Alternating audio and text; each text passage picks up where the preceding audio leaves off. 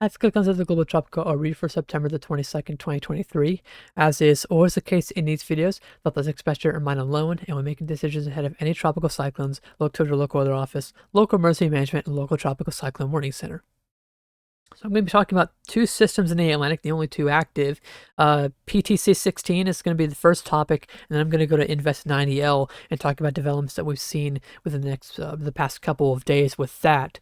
But we're first going to start off with 16. I'm going to leave a timestamp, by the way, so you can skip to 90L if you want to. But we're going to start off looking at the visible satellite loop, as we naturally do with these systems for 16. And you can see, compared to yesterday, we have a much more well-defined area of low pressure formed off the coastline of North Carolina today. And this was expected. We've talked about this for the past couple of days, how this would occur.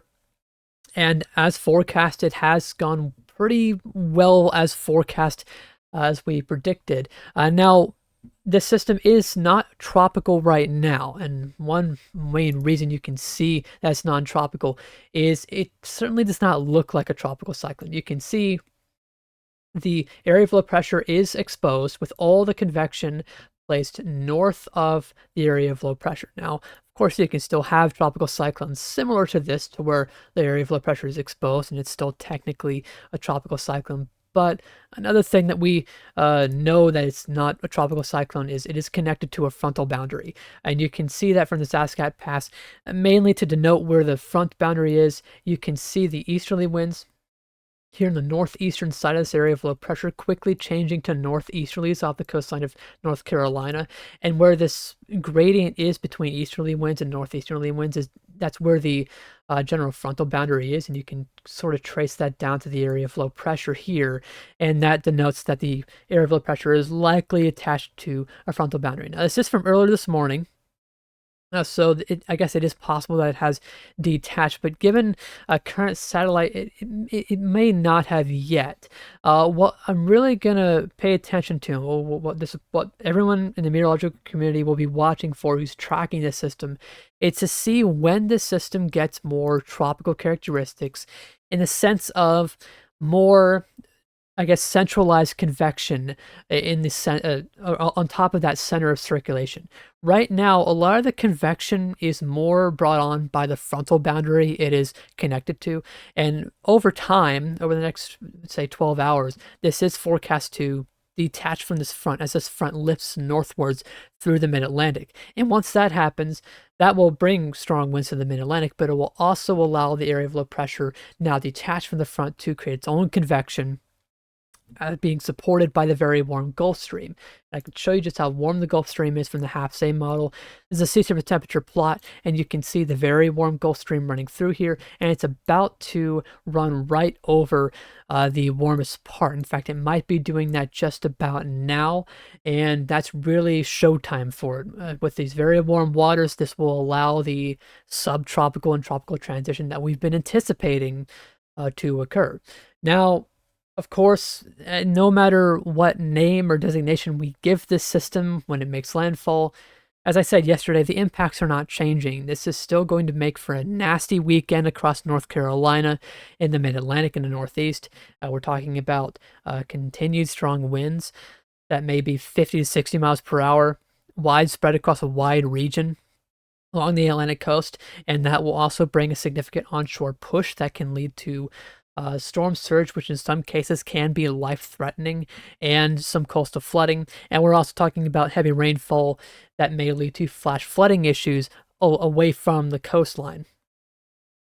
So here is the HRRR model, and I'm going to show this. This is normally a model that you would use for severe weather, but these high-resolution models can be good to pick out exactly how these systems may evolve over the next couple of hours. And you can see, this is a simulated infrared loop, and you can see we've got the area of low pressure here with all the convection displaced to the north. Very, very similar to what we have right now on the visible satellite loop.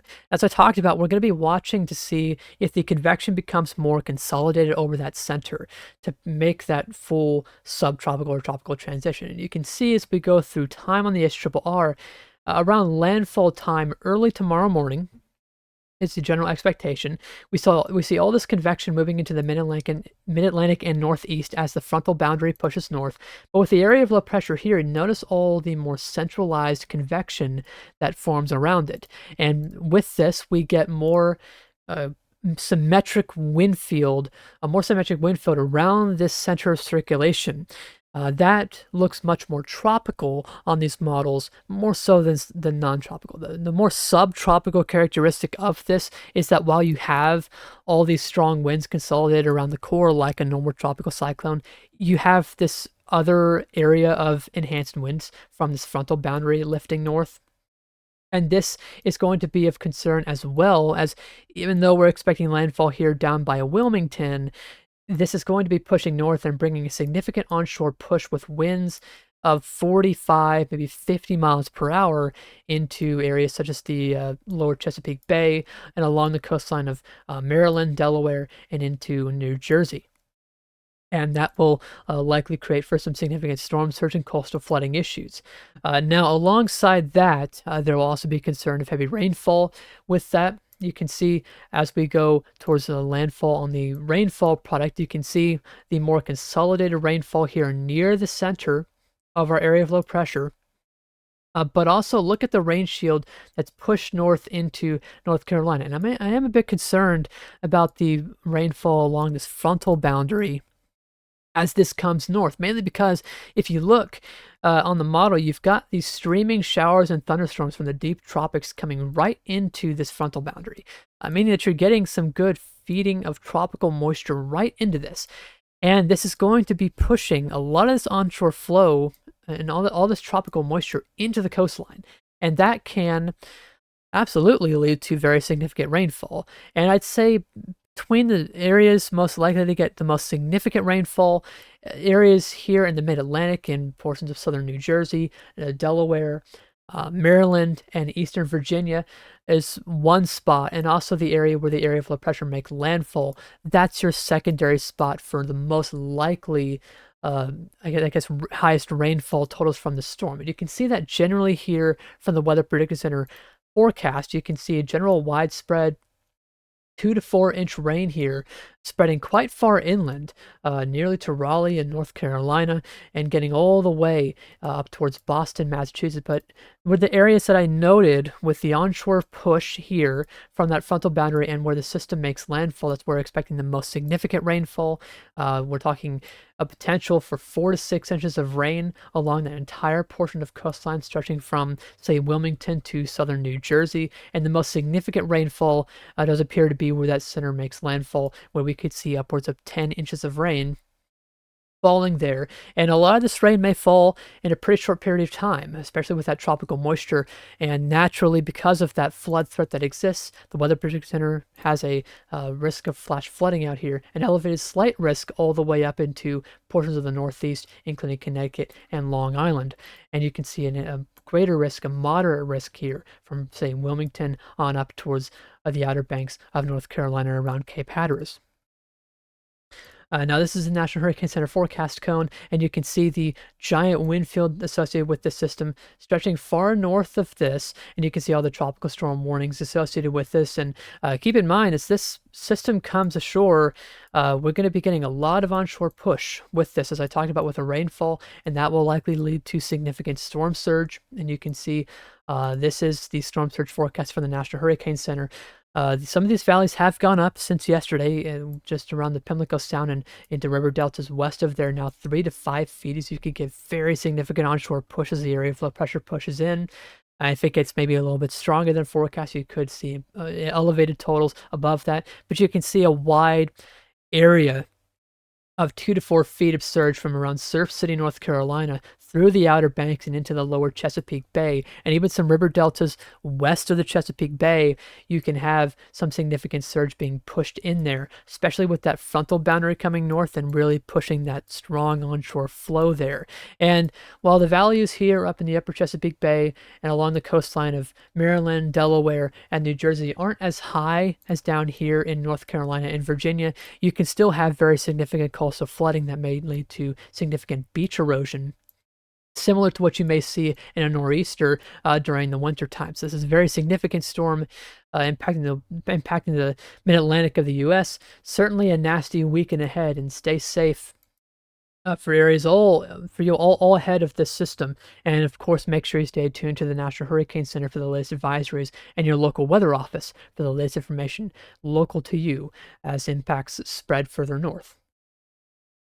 All right, we're now going to move to Invest 90L on the tropical Atlantic. Just to get your bearings straight, we have the system way out here in the tropical Atlantic. This is the Cabo Verde Islands, and off your screen, this would be Africa. So this is way out there, a long way away from the United States or Caribbean. And we talked about a few days ago how this system could be something to watch for the Caribbean, as some guidance was trying to suggest that the system might try and come west into areas near the Caribbean islands, mainly the Lesser Antilles. Now, the good news is we've seen some good trends of this main system mainly being slower, and meaning that it recurves, or at least is more likely to recurve. And we've seen that depicted in a lot of model runs. Now, as for what's going on right now with the system, it is developing more and more throughout the day. Today, you can see, if we look at the low-level cloud field, you can see a general area of low pressure here with strong northeasterlies on the northwestern side, not as strong southerlies on the eastern side, and not really strong westerlies at all, but it's certainly well on its way to becoming a tropical cyclone. And given enough time over the next couple of days, this system will likely be able to do it. The National Hurricane Center gives us about a 70% chance of developing within the next 2 days, 90 within the next 7 days as it traverses the rest of the tropical Atlantic. Now, this is the 200 millibar flow from the GFS. You can see the general favorable environment. We've got divergence aloft spreading away from the system. This will be one factor alongside the warm sea surface temperatures, allowing it to develop further. Now, the trends in the GFS have been pretty good. The trends have been our friend here.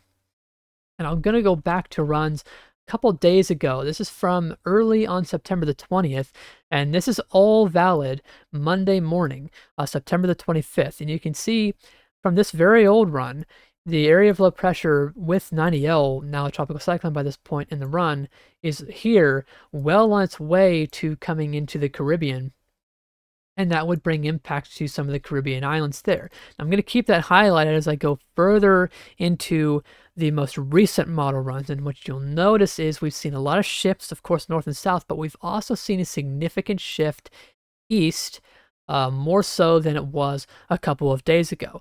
The GFS has been trending slower with 90L over the past couple of days, and this is a good trend because if the system is slower, you allow more time for the pattern up here to evolve, and that pattern up here ultimately decides the final track for 90L.